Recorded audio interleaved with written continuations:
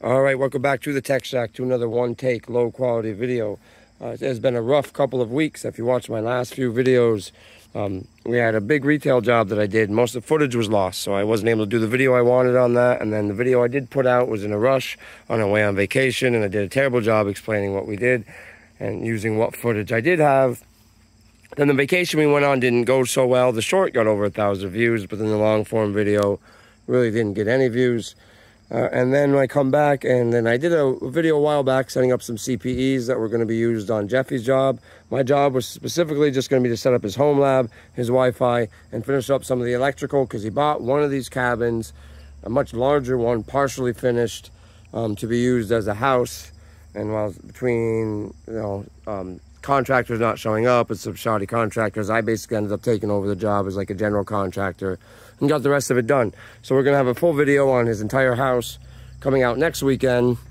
All right, which is why for this job I actually had a Sawzall. As far as the TechShack goes, I have a CPE that links the shack in the house, and we have Starlink where we're getting over 400 megabits down, 50 up. I've done a dedicated video on that. Back then, I think the fastest we were seeing was a little over 3. It's actually Starlink's getting faster and faster. And absolutely fantastic. Love Starlink. Wish Slick would have, answered my calls, because they stopped 4 telephone poles down. They offer gigabit sequential, but they wouldn't even return my calls. But I have I have a dedicated video on that. This is an updated video on what's inside. All right, so it is incredibly hot outside today, so I apologize for the fan noise, but the AC and the exhaust fan has to stay running in order for it to be comfortable in here. So normally right here is where my 5-year-old daughter Parker's computer is set up, but she hasn't moved. I'm in the kitchen right now, and it floats back and forth between the kitchen and the bedroom, and then eventually it'll probably make its way back out here until we have the addition done. She really doesn't have a spot to set up her desktop permanent, so it floats between televisions in the house when it's not out here. So we have the AC that I have vented out the wall with a dryer vent, so that I didn't have to run through the window. The plan was, of course, a mini split, but I never finished the walls, and I keep putting that off. So the first bench is right here. I have the wife's computer out here, actually just updated to the newest version of Windows 11, and she hasn't used this in a while, so it's still Windows 10. So I got everything up to date so she could play on it tonight. I have all white build coming for my oldest daughter, Ava. So we have a Ryzen 2600.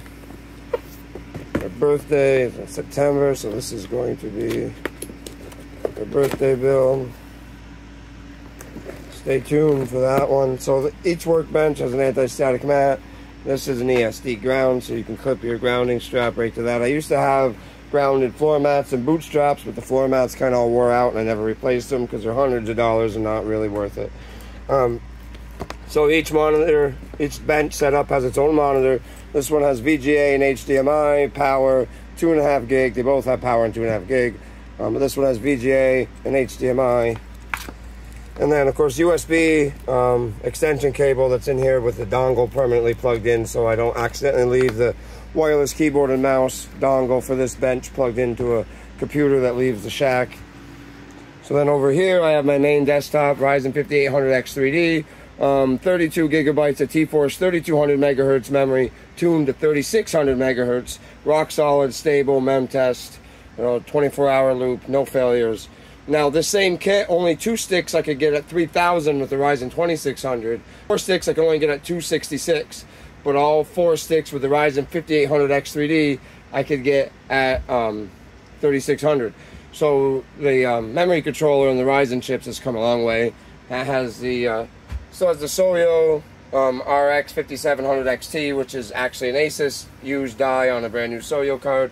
Done a couple videos on that one. My 2 1440p Samsung ultra wides and a Samsung 4K over there in the corner. I'll connect to this computer. So then over here I have, of course, that one goes to my main desktop, and then the monitor down here is the workbench monitor for this workbench. This workbench has VGA has HDMI and DisplayPort, and then the same 2.5 gig Ethernet, USB dongles, and all that stuff, so I can just plug a computer in and go. We got a mini PC that's actually being set up for Jeffy's bedroom for his new house, so I should have a video on that coming out.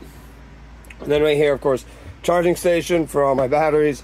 Yes, I run these cheap Black & Decker tools. I have ran actually my previous drill to this one for 5 years before I had a catastrophic failure and the handle actually broke, not the motor. And then I didn't realize that Walmart stopped carrying Black & Decker. They were the only store open. I had to finish the job. I went in there and I got this piece of garbage that I wish I never bought. Now, when I first bought it, it was my first time daily driving Impact, and I thought it was great. But the light doesn't come on unless you're holding it down. The trigger, absolutely terrible. Now, it has some variation, but nowhere near as much as this one. Plus, you barely touch the trigger and the light comes on without actually engaging the motor. All right, absolute garbage. Excuse me. This is getting downgraded to a house drill. I have ran probably 1,000 miles with cable with it, so just if I was a carpenter, it would have been dead already, but just because I'm only running these short little deck screws most of the time to hold cable in. Maybe once in a while a lag bolt to mount a monitor or CPE, and even those I use the self-driving tipped with the Torx. Just basically a massive version of this instead of a standard lag bolt. So, I mean, any cheap drill can drive those in. So then down here underneath, I have well, first we start here actually, because that's Starlink comes in. We have our OpenSense router, I guess, OpenSense gateway, firewall box. That is an AMD A6 APU, I believe. Hardcore APU with 16 gigs of RAM. And then that feeds this switch. So I have an unmanaged gigabit switch and unmanaged this guy here, this Yang 2.5 plus a 10 gig port. I don't run a managed switch out in the shack. I actually just have virtual access points. So different SSIDs on my access points. So I segregate out things that way. If it gets plugged into my network, it's a trusted device or a clean install of Windows, so I'm not really worried about it. So yeah, so I have gigabit here, and then I think only my printer, and that's a couple little legacy devices are plugged in here. Just about everything else is at least 2.5 gig. I do plan on moving my main server over the 10 gig. I just don't have the network card or the fiber modules, because these cheap switches, I did a video on them. It's a great switch. It's been running here ever since that video. These SFP ports will not support DACs, so this will overheat, it'll throw errors. If you want this to work with 10 gig, you absolutely have to use fiber modules. All right, so I don't have those yet. The workbench here, we have my servers, we have Cool Rick, the best network administrator out there. And then, of course, we have my headless workstation that I do all my data recovery services from. So this is running Windows as well as a persistent install of Parted Magic I can remote into from my main desktop. And only one desktop can even remote into this. It doesn't have any network share privileges, so it can't see my server. It isn't on its own VLAN like it probably should be, but there's literally my desktop's the only computer on my network that can even talk to this. On the Windows side, I have basically my own little top secret file manager I took from a previous employer that I helped develop.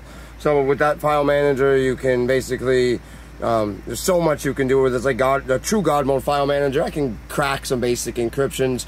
I can copy files, and when I do so, I can verify the file integrity, remove all the permissions.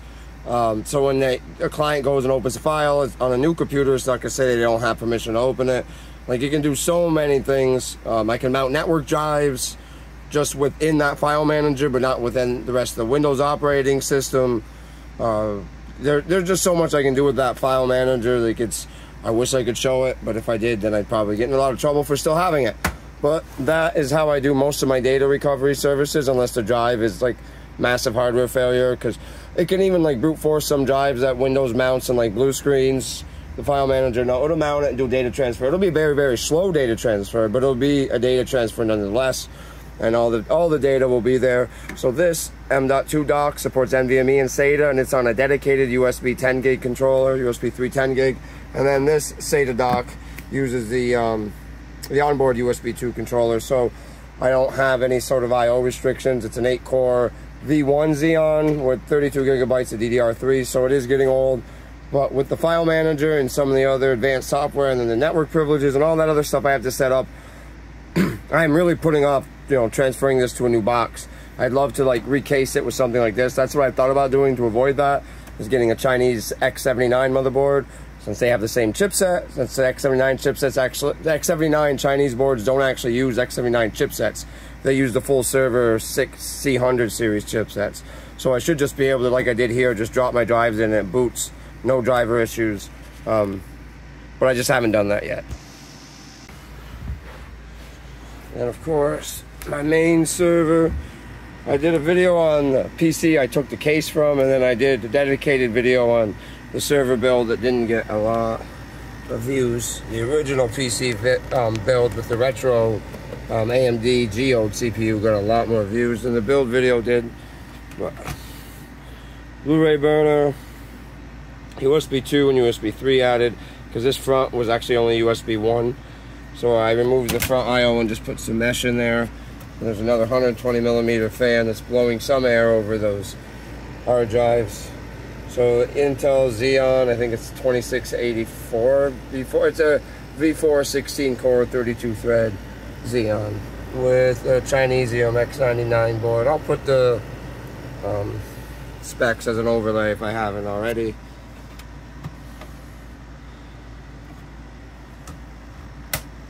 And of course my old legacy printer.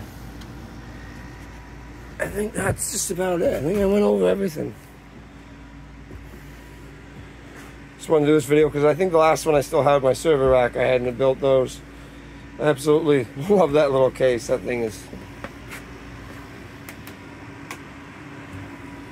Anybody who sees that immediately compliments it. Like, you're like, wow, that's actually pretty neat looking. From a build I did in 2004, basically a barn find. He had it in his pole barn set to be recycled. I went there to do Wi-Fi over like several acres of his farm, and he mentioned he still had that. But yeah, that is it for this low quality video. I'll see you guys in the next one.